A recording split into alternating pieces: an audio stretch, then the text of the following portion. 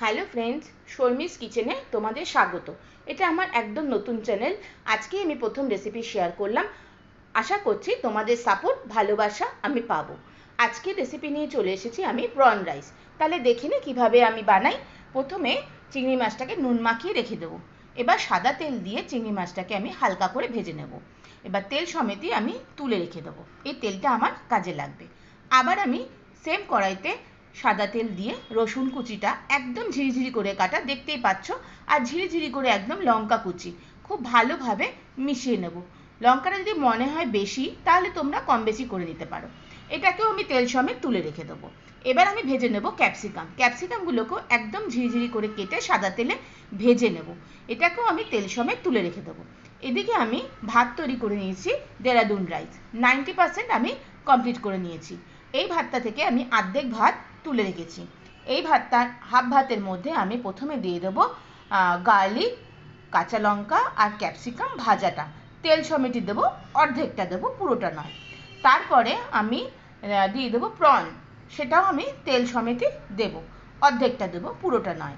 এবার আমি দিয়ে দেবো সামান্য নুন, সামান্য গোলমরিচ গুঁড়ো আর 1 চামচ মতন ভিনেগার। খুব ভালো করে এটাকে আমি মিশিয়ে নেব। মিশিয়ে নেওয়া হয়ে গেলে এবার যে বাকি ভাতটা ছিল সেটাকে এর মধ্যে দিয়ে সেম প্রসেসে সমস্ত ভাজা সবজি মাছ দিয়ে দেবো আর সমস্ত রকমের স্পাইসেসগুলো আমি দিয়ে দেবো। দিয়ে খুব ভালো করে আমি মিক্সচার করে নেব যাতে সব জায়গাতে সব রকমের মশলা ভাতের সাথে মিশে যায়। এইভাবে তোমরা যদি রান্নাটা করে খাও তাহলে ফ্রাইড রাইস আর পোলাও আর খেতে ইচ্ছা করবে না। জাস্ট অসাম রেসিপিটা। তোমরা এটা বানিয়ে একবার অন্তত খেয়ে দেখো, তারপরে আমাকে জানিও কেমন লেগেছে। যদি ভালো লাগে রেসিপিটা তাহলে অবশ্যই একটা লাইক, একটা কমেন্টস করে দিয়ে যাও। আর চ্যানেলটাকে সাবস্ক্রাইব করে দিও, কারণ আমার নতুন চ্যানেল, তোমাদের সাপোর্ট আমার খুব দরকার।